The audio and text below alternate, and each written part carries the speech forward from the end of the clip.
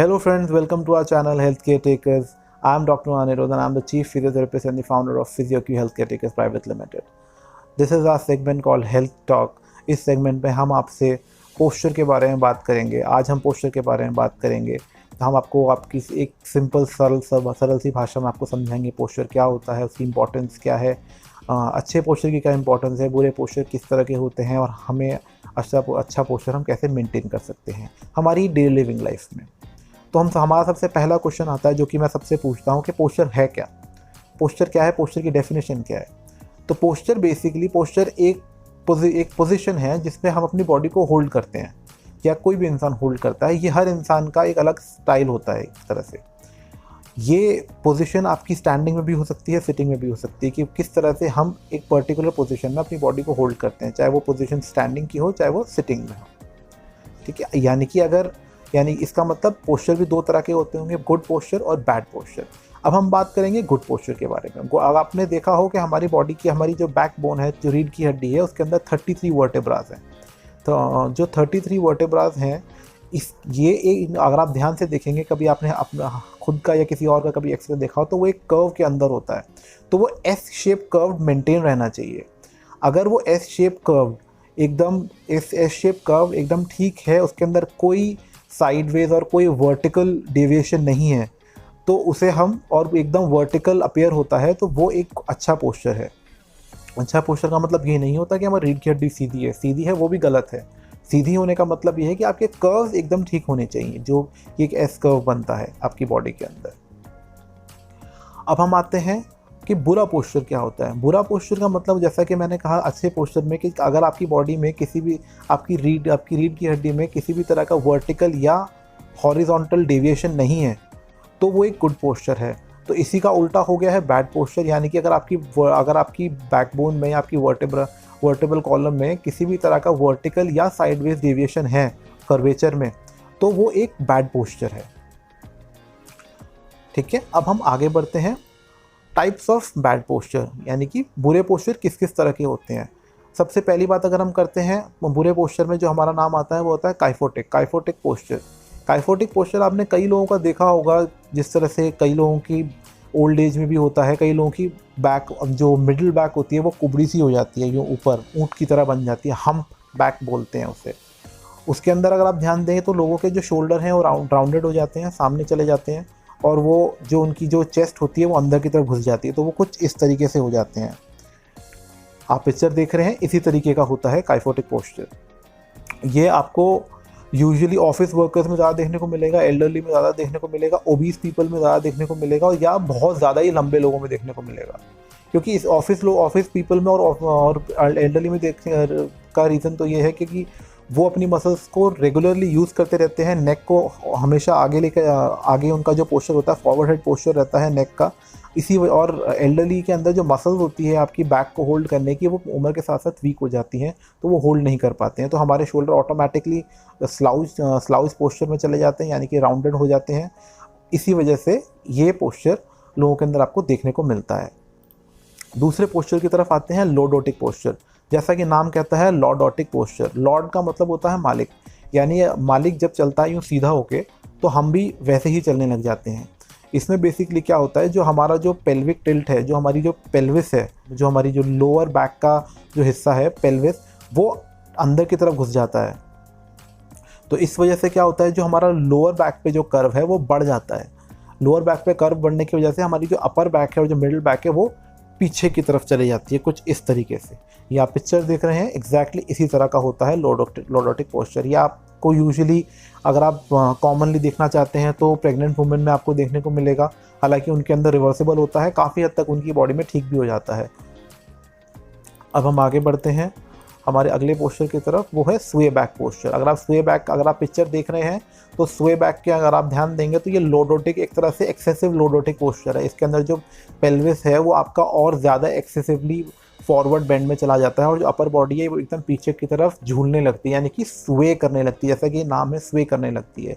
ये भी आपको ज़्यादा देखने को मिलेगा प्रेग्नेंट वुमेन के अंदर और ओबीस पीपल के अंदर, क्योंकि उनका जो COG होता है वो आगे की तरफ शिफ्ट करता जाता है, और हम उसको मेंटेन करने के लिए हमारी अपर बॉडी को पीछे की तरफ लाते हैं, उसको कंपनसेट करने के लिए। अगर आप दूसरी पिक्चर देखेंगे, ये है flat back posture. Flat back posture का मतलब है इसके अंदर जो नेचुरल कर्व होता है हमारी बैकबोन का, वो स्ट्रेट हो जाता है।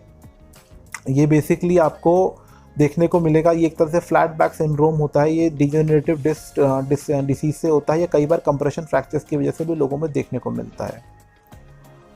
दूसरा, अब जो लास्ट जो हमारा जो सबसे कॉमनली आजकल लोगों को देखने को मिलता है, हम भी काफ़ी केसेस देखते हैं इसके, वो है स्कोलियोसिस।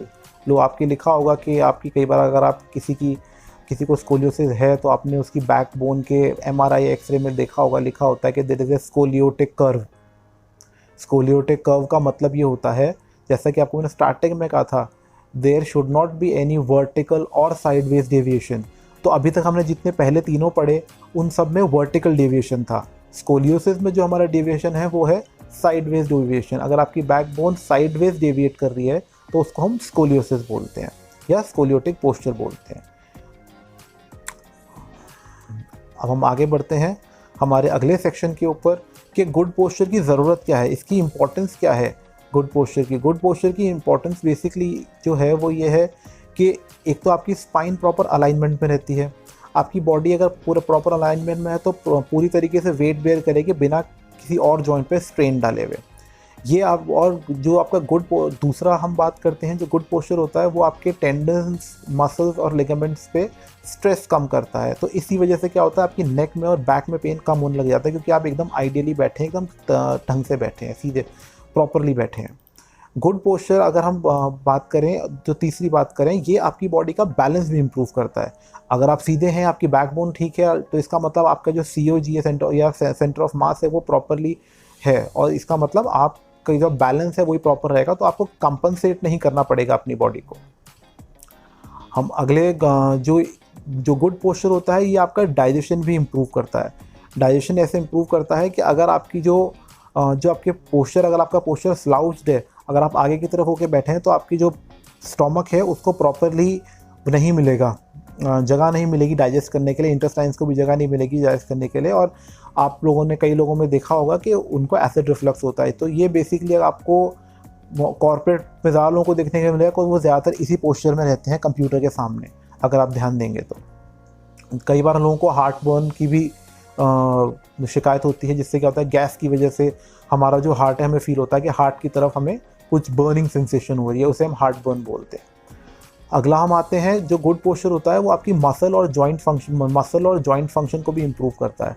सिंपल सी बात है, अगर आप अपनी बॉडी, अगर आपका पोस्चर ठीक है तो आपकी मसल्स पे और टेंडन्स वगैरह पे स्ट्रेन कम पड़ेगा, स्ट्रेस कम पड़ेगा, और इसकी वजह से क्या होगा, जब स्ट्रेस कम पड़ेगा तो आपके ओवरऑल जो जॉइंट फंक्शन है वो बेटर हो जाएंगे, और आपकी जो एफिशिएंसी है वो भी बेटर हो जाएगी। वेयर एंड टियर कंपैरेटिवली कम हो जाएगा। देखिए, कुछ वेयर एंड टियर तो होगा जो एज रिलेटेड है, जिससे हम आर्थराइटिक चेंजेस भी बोलते हैं या डीजनरेटिव डिसऑर्डर्स बोलते हैं, वो तो होंगे ही, वो एज के साथ साथ सबकी बॉडी में आते हैं, लेकिन उसके आने की स्पीड जो है वो बहुत इंपॉर्टेंट है। अगर हमारा पोस्चर ठीक है तो वो स्पीड थोड़ी सी हमारे काबू में रहेगी, वो तेज़ नहीं होगी। बट अगर हमारा पोस्चर ठीक नहीं है, हम लोग फॉल्टी पोस्चर को प्रोलॉन्ग फॉल्टी पोस्चर में हैं, तो हमारी जो हमारी जो बैक की जो शेप है वो बिगड़ जाएगी, और जॉइंट फंक्शन भी ख़राब हो जाएगा, क्योंकि हम कंपनसेट करेंगे अपनी एफिशिएंसी के साथ, जॉइंट फंक्शन की एफिशिएंसी के साथ। इससे आपकी जो स्पाइन की हेल्थ है वो भी ठीक रहती है, क्योंकि आपका जो माइंड, जो आपकी जो इसको ठीक रखने की जो एक आदत है, वो डेफिनेटली एक मुश्किल आदत है, इसलिए कि हमें आदत नहीं होती है एक आइडियल तरीके से बैठने की, बट उसे ठीक रखने का, अगर हम ठीक रखते हैं तो हमारी स्पाइन की हेल्थ ठीक रहती है डेफिनेटली, क्योंकि हमारी स्पाइन के ऊपर फिर उतना लोड नहीं पड़ता, हमारी डिस्क ठीक रहती हैं तो स्पाइन के ऊपर लोड नहीं पड़ता। हमारे अगले सेक्शन की तरफ आते हैं कि गुड पोस्चर जो होता है उसको हम लाएं कैसे, हम कैसे इम्प्रूव करें या कैसे अपनी बॉडी को गुड पोस्चर में ला सकते हैं। सबसे पहली चीज़ जो कि मैं बार बार बोल रहा हूँ, rounded shoulders, rounded shoulders, rounded shoulders. तो सबसे पहले तो स्लाउजिंग बंद कीजिए, ये बंद कीजिए।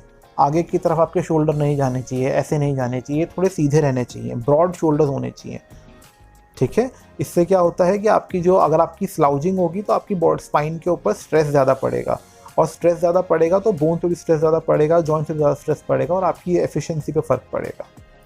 दूसरी चीज़ होती है स्ट्रेटन अप। इसका दैट मीन्स कि आपको सीधे रहना है, ठीक है। अपनी बॉडी को ऐसे इम्प्रूव करना है कि आप पीछे सीधे बैठिए, पीछे की तरफ बैक पे सपोर्ट ला के बैठिए, नहीं तो लोअर बैक पे टॉवल ला के बैठिए। उससे क्या होगा, आपकी बैक को सपोर्ट रहेगा और आप सीधे बैठेंगे। अगर आप ऐसे बैठ रहे हैं या फिर ऐसे बैठ रहे हैं, वो दोनों चीज़ नहीं चलेगी। आपका जो आपका कर्व है, वो कर्व आपको मेंटेन रखना पड़ेगा। अगला जो चीज़ है वो है अपनी डेस्क के ऊपर स्लंप नहीं करना है। जब आप कॉर्पोरेट में जो लोग काम करते हैं, ये उनके लिए खासकर चीज़ है, जो कि एकदम जाके अपनी डेस्क के ऊपर कुछ इस तरीके से बैठ जाते हैं। आगे की तरफ नहीं जाना, कोशिश करिए। अपनी जो नीज़ है, नीज़ का थोड़ा ढंग से ध्यान रखिए। नीज़ को भी एकदम पीछे की तरफ करके मत बैठिए, बेंडेड मत करके बैठिए प्रॉपरली। हर कुछ समय में नीज़ को स्ट्रेटन अप करते रहिए। उससे क्या होगा, आपका ओवरऑल लोड जो है वो डिस्ट्रीब्यूट हो जाएगा बॉडी का। अगला जो तरीका है वो हम आते हैं टेक्स्ट नेक या फिर आप कह लीजिए मोबाइल नेक। अपनी जो नेक है इसका थोड़ा ध्यान रखिए। मोबाइल का यूज़ ज़रूर कीजिए कि मोबाइल से एडिक्ट मत होइए। दिन भर हमारा जो ये वाला पोस्चर है, इससे आपकी जो नेक का कर्व है उस पर इफेक्ट आता है और आप फॉरवर्ड हेड पोस्चर की तरफ चले जाते हैं। इसका थोड़ा ध्यान रखिए और इसको अभी ठीक करने की हम तो आपको तरीके भी बताएंगे कैसे ठीक करना है। अगली चीज़ आती है गाड़ी चलाते टाइम या फिर बाइक चलाते टाइम लो राइडर मत होइए। लो राइडर का मतलब अगेन, स्टीयरिंग को पकड़ के एकदम आगे की तरफ मत झुक जाइए। पीछे बैक जो है, आपकी जो सीट है, किसी रीज़न से उसको बैक पे सपोर्ट दिया गया, उस सपोर्ट का यूज़ करिए। विदाउट सपोर्ट मत बैठिए गाड़ी में। और अपनी गाड़ी की जो पीछे की जो बैक सपोर्ट, उसको एकदम पीछे की तरफ भी नहीं करना, सीधे रहिए, ठीक है, सीधे बैठिए। लो राइडर, लो मत होइए आगे की तरफ, चाहे वो बाइक हो चाहे वो आपकी कार हो। ये फीमेल्स के लिए स्पेसिफिकली, जो आपकी हील्स हैं, हील्स पहनिए, लेकिन हमेशा मत पहनिए। कोशिश कीजिए सिर्फ स्पेशल इवेंट्स के लिए ही उन्हें रखें, क्योंकि उसकी वजह से क्या होता है कि आपकी जो आर्चेज होती हैं बैक की, उस पर फ़र्क पड़ता है और आपकी जो हील होती है वो हमेशा आगे की तरफ रहती है। इसकी वजह से क्या होता है, आपकी बैकबोन पे और नर्व्स पे प्रेशर पड़ता है। इस वजह से आपको बैक पेन होने के चांसेस बढ़ जाते हैं। तो कोशिश कीजिए, हाँ पहनिए heels, they looks nice, but कोशिश करिए कि उन्हें सिर्फ स्पेशल इवेंट तक ही सीमित रखा जाए। अगली अगर हम बात करते हैं तो वो आती है अपनी एक्सरसाइज की। एक्सरसाइजेज बहुत इंपॉर्टेंट होती हैं। एक्सरसाइजेज अपनी बैक की जो एक्सरसाइजेज होती हैं, अगर हम अगले कुछ सेशंस में आपको पर्टिकुलरली लोअर बैक की, अपर बैक की, इनकी एक्सरसाइजेज भी आपको हम बताएंगे। इसके अंदर बेसिकली अपनी एक्सरसाइज को और अपनी बैक को और अपनी ऐब को, दोनों को स्ट्रेंथन करके रखिए। अगर ये दोनों स्ट्रेंथन रहेंगी तो आपकी बैक का बैलेंस बना रहेगा। आपकी बैक, अगर आगे की मसल ज़्यादा स्ट्रॉन्ग होगी तो वो भी ज़्यादा ख़राब है, और पीछे की ज़्यादा स्ट्रॉन्ग होगी तो वो भी ज़्यादा ख़राब है। दोनों की मसल बराबर स्ट्रॉन्ग रहें, काफ़ी अच्छा रहेगा आपकी बैक के लिए। अगली हम बात करते हैं, अपनी प्रॉब्लम्स को इग्नोर मत कीजिए। अगर आपको प्रॉब्लम थोड़ी भी हो रही है बैक में, उसको गेट योरसेल्फ चेक्ड। डॉक्टर से चेक करवाइए, रिपोर्ट लीजिए, जैसा भी हो सकता है उसे करवाइए, वो बहुत ज़रूरी है। अपनी प्रॉब्लम्स का चेक टाइम से करा लेना ही उसका ट्रीटमेंट है। अगर आपने टाइम से चेकअप करा लिया तो उसका टाइम से ट्रीटमेंट हो जाएगा। अगर आपकी बॉडी में कुछ भी डेविएशन है कर्व्स में, या कुछ भी किसी भी तरह का पेन है, फिजियोथेरेपी लीजिए, चाहे आप एक्सरसाइज कीजिए या उसको योगा से मेंटेन कीजिए, लेकिन उसे मेंटेन कीजिए। That is very important, because उसके ऊपर हमारी पूरी बॉडी टिकी होती है। तो अपनी जो आपकी, जिस पे आपकी पूरी बॉडी बैलेंस कर रही है, जिस पे आपकी पूरी बॉडी टिकी हुई है, उसे प्लीज़ हेल्दी रखना बहुत ज़रूरी है। तो ये कुछ तरीके हैं जिनसे आप अपनी बॉडी का ये कुछ डेली लिविंग के तरीके हैं जिनसे आप अपनी बॉडी का ध्यान रख सकते हैं, अपनी स्पाइन का ध्यान रख सकते हैं। कोशिश कीजिए इन सबको मेंटेन करने की। हमारे चैनल के साथ बने रहिए। हम आपको आगे चल के अपने इसी चैनल के अंदर बैक की भी, नेक की भी, पर्टिकुलरली एब्स की भी एक्सरसाइजेज बताएंगे, जिससे कि आपको आगे हेल्प रहेगी किस तरीके से अपने पोस्चर को बेटर रखने में। कोशिश कीजिए जहाँ भी आप बैठ रहे हैं या उठ रहे हैं, आपका जो हिप्स हैं, hip should be higher than your knees wherever you are sitting. उससे क्या होगा, जब भी आप उठेंगे तो आपकी बैक और आपकी नीज इक्वल लोड बेयर करेंगे। जो आजकल जो बड़े फैंसी सोफ़े आ गए हैं अंदर घुस के बैठने वाले, जिसमें हम बिल्कुल अंदर की तरफ घुस जाते हैं, वो नहीं होने चाहिए। Try to sit on your hips, on your buttocks, not on your lower back. Because जैसे आप अपने लोअर बैक पर बैठते हैं, आप अपनी सबसे छोटी टेल बोन के ऊपर वेट डालते हैं, और वो वेट लेने के लिए नहीं बनी है। तो कोशिश कीजिए, try to sit on your buttocks, try to maintain your posture. Yes, it is difficult, but it is not impossible. You can do it and you will do it. Try to do it. Subscribe to our channel, बने रहिए हमारे channel के साथ, share कीजिए इस video को, ताकि ज़्यादा से ज़्यादा लोग अवेयर हो सकें, ज़्यादा से ज़्यादा लोग अपने पोस्चर के बारे में जान सकें। अगर जितने ज़्यादा आप अपने आप पोस्चर या अपनी हेल्थ के बारे में जानेंगे, उतना ही आप बेटर अपनी हेल्थ को रख पाएंगे। Take care, thank you.